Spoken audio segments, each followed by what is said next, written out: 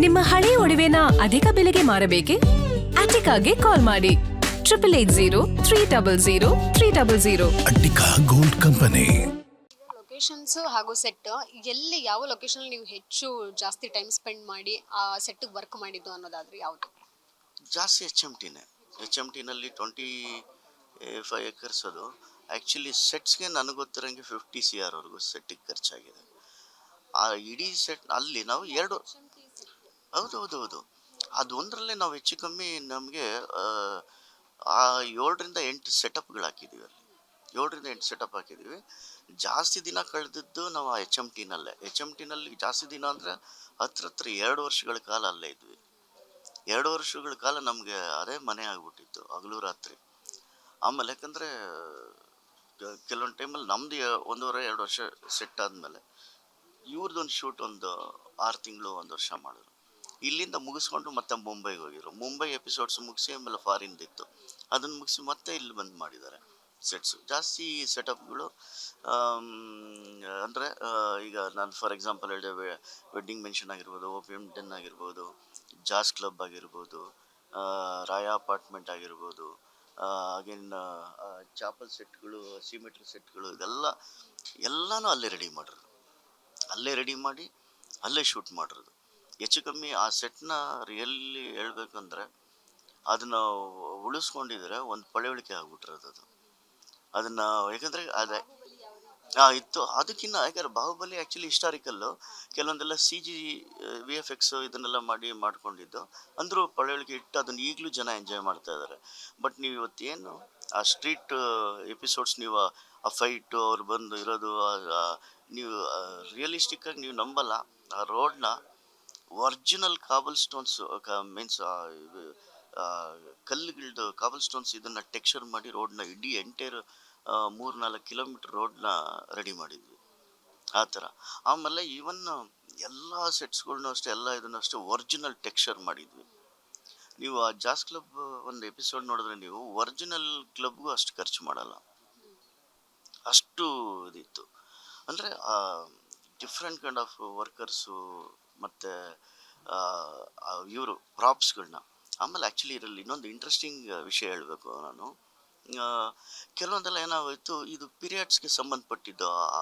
Yash main character ಇದೆಯಲ್ಲ, ಅವ್ರಿಗೆ ಸಂಬಂಧಪಟ್ಟಿದ್ದು ಒಂದಷ್ಟು ರಾಯ ಅಪಾರ್ಟ್ಮೆಂಟ್ ಅಂದರೆ ಅವ್ರಿಗೆ ಬೇಕಾಗಿರೋಂಥ ಒಂದು ಮೆಟೀರಿಯಲ್ಸು ಆವಾಗಿನ ಇದರಲ್ಲಿ ಹೆಂಗಿರ್ತಾಯಿತ್ತು ಅದನ್ನೆಲ್ಲ ಜಸ್ಟ್ ಲೈಕ್ ಒಂದು ಸ್ವಲ್ಪ ಹಾಲಿವುಡ್ ಸ್ಟೈಲ್ ಅದನ್ನು ಇಲ್ಲ ಕೆಲವೊಂದು ಔಟ್ ಆಫ್ ಕಂಟ್ರಿನೇ ತರಿಸ್ಬೇಕು, ಮತ್ತು ಇಲ್ಲ ಮುಂಬೈನಲ್ಲಿ ಕೆಲವರು ಈ ಥರ ಪ್ರಾಪರ್ಟಿ ಮಾಡೋರಿದ್ದಾರೆ, ಅವ್ರನ್ನೇ ಕರೆಸ್ಬೇಕು.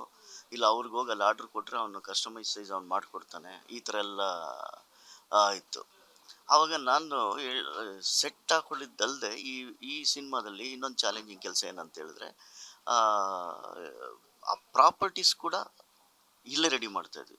ಯಶ್ ಸರ್ಗೆ ಒಬ್ಬರು ಚೇತನ್ ಅಂತ ಒಬ್ಬರು ಫ್ರೆಂಡ್ ಇದ್ದಾರೆ. ಅವ್ರ ಹತ್ರ ನಾನು ಯಾವಾಗಲೂ ಜಾಸ್ತಿ ಇಂಟ್ರಾಕ್ಟ್. ಅವರು ಹೇಳ್ತಾ ಇದ್ದೆ, ಇಲ್ಲ ಯಶ್ ಸರ್ಗೆ ಹೇಳ್ಬಿಡಿ, ನಾನು ಆ್ಯಕ್ಚುಲಿ ಹೇಳ್ತಾ ಇದ್ದೀನಿ ಪ್ರಾಪ್ಸ್ ಎಲ್ಲ ನೀವು ಅಲ್ಲಿಂದ ತರಿಸ್ರಿ, ಸುಮ್ಮನೆ ಬಜೆಟೆಲ್ಲ ಹೆವಿ ಆಗ್ತದೆ, ನಮ್ಮ ಕ್ರೂನೇ ಇಟ್ಟು ನಮ್ಮ ಕ್ರೂಗಳನ್ನಲ್ಲೇ ನಾನು ಈ ಕೆಲಸನ ಖಂಡಿತ ಮಾಡಿಸ್ತೀನಿ ಅಂದ್ಬಿಟ್ಟು ಹೇಳಿದೆ. ಇಲ್ಲ ಮೋಹನ್ ಸರ್, ಅದು ರಿಯಲಿಸ್ಟಿಕ್ ಆಗಿರ್ಬೇಕು, ಅದು ಹೆಂಗೆ ಮಾಡೋದು ನಾನು ಹೇಳಿದೆ, ಒಂದು ಕೆಲಸ ಮಾಡ್ಬೋಣ, ನೀವು ಯಶ್ ಸರ್ಗೆ ಹೇಳ್ಬೇಡಿ, ಸುಬ್ರಹ್ಮಣ್ಯ ಸರ್ ಆ್ಯಕ್ಚುಲಿ EP ಅವರೇ ಖರ್ಚು ವೆಚ್ಚ, ಅವ್ರಿಗೆ ಹೇಳ್ಬೇಡಿ, ನಾನೊಂದಷ್ಟು ಪ್ರಾಪ್ಸ್ನೆಲ್ಲ ರೆಡಿ ಮಾಡಿಸ್ತೀನಿ. ಆ ರೆಡಿ ಮಾಡಿಸ್ಬಿಟ್ಟು ನೋಡಾದ್ಮೇಲೆ ನೀವು ಓಕೆ ಆದಮೇಲೆ ಬೇಡ ಅಂತ ಆಗೋದಿಲ್ಲ ಅಂದರೆ ತಿರ್ಗಿ ಅಲ್ಲಿಂದ ತರಿಸಿ ಅಂತ ಹೇಳಿದ್ರು. ಅದಕ್ಕೆ ಚೇತನ್ ನಿಂತ್ಕೊಂಡು, ಯಾಕೆ ಹಂಗೆ ಮಾಡೋದು, ಬೇಡ ನಾನು ಹೇಳೇಬಿಡ್ತೀನಿ, ಚಾಲೆಂಜಿಗೆ ತೊಗೊಂಡು ಮಾಡೋಣ ಬಿಡಿ ಅಂದರು. ಹೇಳಿ ಸರ್ ಅಂದ. ಹೇಳಿದ್ಮೇಲೆ ಮಾಡೋ ಸರಿ ಏನು ಓಕೆ ಅಂದರು. ಆ ಒಂದು ವರ್ಕೆ ಅದರಲ್ಲಿ ಒಂದು ಕಾಫಿನ್ ಬಾಕ್ಸ್ ಬರುತ್ತೆ, ಅದೊಂದು ಬ್ಲಾಸ್ಟ್ ಇದೆ ಇದರಲ್ಲಿ ನಮ್ಮ ಸಿಮೆಟ್ರಿ ಸೆಟ್ಟಲ್ಲಿ. ಅದನ್ನು 1+1 ಡಮ್ಮಿ ಮಾಡೋದು. ಅವನು ಅದನ್ನು ಮಾಡೋದಕ್ಕೆ 1 ತಿಂಗಳು ಕೇಳಿದ್ದ. 1 ತಿಂಗಳು ಕೇಳಿ ಅದ್ರದ್ದು ಫ್ಯಾನ್ಸಿ ರೇಟ್ ಕೇಳಿದ್ದ ಅವನು. ನಾವು ಅದನ್ನು ಅವನು ಎಷ್ಟು ರೇಟ್ ಕೇಳಿದ 25% ರೇಟಲ್ಲಿ ನಿಜದ ತಲೆ ಮೇಲೆ ಹೊಡೆದಂಗೆ ರೆಡಿ ಮಾಡಿದ್ವಿ. ಅದನ್ನ ಇಮೇಜ್ಗಳಿದೆ, ನಿಮ್ಗೆ ತೋರಿಸ್ತೀನಿ. ಆಮೇಲೆ ಅದನ್ನ ನೋಡ್ಬಿಟ್ಟು ಇವ್ರಿಗೆ ಕಾನ್ಫಿಡೆನ್ಸ್ ಬಂದ್ಬಿಡ್ತು. ಅದಾದಮೇಲೆ ಎಲ್ಲ ಫರ್ನಿಚರ್ಸ್ ನಾನು ಮಾಡಿದ್ದು. ಅದಕ್ಕಿಂತ ಇನ್ನೊಂದು ಇಂಟ್ರೆಸ್ಟಿಂಗ್ ಏನಂದರೆ, ಈ ಟ್ರೈಲರಲ್ಲಿ ನೋಡಿರ್ತೀರ ಎಷ್ಟು ಸರ್ ಟಬ್ಬಲ್ಲಿ ಕೂತ್ಕೊಳ್ತಾರೆ, ಆ ಬ್ಯಾಕ್ ಶಾಟ್ಸ್ ಇದೆ. ಆ ಬ್ಯಾಕ್ ಶಾಟ್ ಇರೋದು ಆ ಟಬ್ನ, ಅದನ್ನು ಅಷ್ಟೇ, ಅದನ್ನು ಇಲ್ಲ ಮುಂಬೈಯಿಂದ ಮಾಡಿಸಿ ತರಿಸ್ಬೇಕಲ್ಲ ಒಬ್ಬ ಇದನ್ನು ಅವನು ರಿಯಲಿಸ್ಟಿಕ್ಕಾಗಿ ಮಾಡ್ತಾನೆ. ನಾನು ಹೇಳಿದೆ ಅಲ್ಲಿ ಎಲ್ಲ ಯಶ್ ಸರ್ ಇದ್ರು, ಎಲ್ಲ ಇದ್ದರು. ಆ ರಾಯ್ ಅಪಾರ್ಟ್ಮೆಂಟಲ್ಲಿ ಡಿಸ್ಕಷನ್ ನಡೀತಾ ಇತ್ತು. ನಾನು ಹೇಳಿದೆ, ಸರ್ ಇದು ಕೊಡಿ, ನಾನು ಮಾಡಿಕೊಡ್ತೀನಿ 100%. ಮಾಡ್ಬೋದಮ್ಮ ಒಂದು ಸ್ವಲ್ಪ ಕಾಲ? ಸರ್ ಪಕ್ಕಾ ಮಾಡಿಕೊಡ್ತೀನಿ, ನಿಮ್ಗೇನು ತಲೆನೇ ಕೆಡಿಸ್ಕೋಬೇಡಿ, ಆ ಸೈಜ್ ಗೀಸ್ ಅಂತ ಇದೆಲ್ಲ. 1 ವೀಕ್ ಟೈಮ್ ತೊಗೊಂಡು 1 ವೀಕ್ನಲ್ಲಿ ಫುಲ್ ರೆಡಿ ಮಾಡಿ ಅದಕ್ಕೆ FRP ಕೋಟ್ ಮಾಡಿ, ಒಳಗಡೆ ಯಾಕಂದರೆ ನೀರು ನಿಂತ್ಕೋಬೇಕು, ಇವರು ಒಳಗಡೆ ಕೂತ್ಕೊಳ್ಳೋ ಅಂಥ ಸೀನ್ ಅದು. FRP ಕೋಟ್ ಮಾಡಿ ಅದಕ್ಕೆ ಆ ಹ್ಯಾಂಡಲ್ಸು ಅದೆಲ್ಲ ಆವಾಗಿನ ಪೀರಿಯಡ್ ಹ್ಯಾಂಡಲ್ಸು, ಯಾಕಂದರೆ ಆ ರಿಯಲಿಸ್ಟಿಕ್ ಅದರಲ್ಲೇ ಕಾಣೋದು, ಆ ಡೀಟೇಲಿಂಗ್. ಅದನ್ನು ರೆಡಿ ಮಾಡಿ ಕೊಟ್ಟೆ. ಇವತ್ತು ಆನ್ ಸ್ಕ್ರೀನಲ್ಲಿ ನೋಡಿದ್ರೆ ನಿಜವಲ್ಲ, ಅದು ಆ್ಯಕ್ಚುಲಿ ಎಲ್ಲೋ ಔಟ್ಸೈಡಿಂದ ತರಿಸಿದ್ದಾರೆ ಅನ್ನೋ ಥರ ಇದೆ. ಈ ಥರ ಸಾಕಷ್ಟು ಪ್ರಾಪರ್ಟಿಗಳ್ನು ಬರೀ ಸೆಟ್ ಅಲ್ಲದೆ ಒಂದಷ್ಟು ರಿಯಲಿಸ್ಟಿಕ್ ಪ್ರಾಪರ್ಟಿಗಳ್ನು ನಮ್ಮ ಕುರುಗಳ್ನ ಇಟ್ಬಿಟ್ಟು ರೆಡಿ ಮಾಡ್ತೀನಿ. ಅದಕ್ಕೆ ಆ HMTನಲ್ಲಿ ವರ್ಷಾನುಗಟ್ಲೆ ನಾವಲ್ಲಿ ಇದ್ದು ಈ ಕೆಲಸನ ಒಂದು ತಪಸ್ಸು ಮಾಡ್ದಂಗೆ ಮಾಡಿದ್ವಿ. ಯಾಕಂದರೆ ಮೇಕಿಂಗ್ ಆಫ್ ಇದು ಮೂವಿ ಆ ಸ್ಟೈಲ್ ಹೆಂಗಿತ್ತು ಅಂತ ಹೇಳಿದ್ರೆ ರಿಯಲಿ ತುಂಬ ಅದ್ಭುತ. ಎಲ್ಲ ಹಾಲಿವುಡ್ ಸ್ಟೈಲು. ಪ್ರತಿ HODಗಳಿಗೂ ಒಂದೊಂದು ಕೆನೋಪಿ, ಪ್ರತಿ HODಗಳಿಗೂ ಒಂದೊಂದು ಆಫೀಸ್ ಅಟ್ಮಾಸ್ಫಿಯರು. ಆಮೇಲೆ ತಿರ್ಗಿ ನಮಗೆ ನಮ್ಮ ವರ್ಕಿಗೆ ಮಾಡೋದಕ್ಕೆ ಮಳೆ ಬಿಸಿಲಿಗೆಂದ ಬರೋದು ಅಂದ್ಬಿಟ್ಟು ಇವತ್ತಿನ ದಿವಸ ನಾವೇನು ಕಂಠೀರವ ಸ್ಟುಡಿಯೋ, ಅಭಯನಾಡು ಸ್ಟುಡಿಯೋನಲ್ಲಿ ದೊಡ್ಡ ದೊಡ್ಡ ಫ್ಲೋರ್ಗಳು ನೋಡ್ತೀವಿ, ಆ ಫ್ಲೋರ್ ಸೈಜ್ಗಳದ್ದು ಒಂದೊಂದು ಶೆಡ್ನೇ ಕ್ರಿಯೇಟ್ ಮಾಡಿಬಿಟ್ಟಿದ್ವಿ. ಆ ಶೆಡ್ಡೆಲ್ಲ ಒಂದಷ್ಟು ಜನ ಯಾಕೆಂದರೆ ನಾವು ಸಿಮೆಟ್ರಿ ವರ್ಕ್ಗಳಿಗೆಲ್ಲ ಒಂದಷ್ಟು ಸ್ಕಲ್ಪ್ಚರ್ಸು, ಟಾಮ್ಸು ಇದೆಲ್ಲ ಮಾಡ್ತಾಯಿದ್ವಿ. ಅದನ್ನೆಲ್ಲ ಕ್ಲೇ ವರ್ಕು. ಆ ಕ್ಲೇ ವರ್ಕಲ್ಲಿ ಏನಾಗುತ್ತೆ, ತುಂಬ ಬಿಸಿಲಾದರೂ ಬಿರುಕು ಬಿಡುತ್ತೆ. ಯಾಕಂದರೆ ಜಾಸ್ತಿ ದಿನ ಇರಬೇಕು, ಅದು ನಾವು ಮೋಲ್ಡ್ ಎತ್ತಿ ಡೈ ಎಲ್ಲ ತೆಗೆಯೋಷ್ಟು. ಹಂಗಾಗಿ ಮಳೆ ಬಂದರೂ ಹೋಗ್ಬಿಡುತ್ತೆ. ಅದಕ್ಕೆ ಈ ಥರದ್ದು ಟೆಕ್ನಿಕಲ್ಲಾಗಿ ಸಾಕಷ್ಟು ಸಪೋರ್ಟಿವ್ ಆಗಿತ್ತು.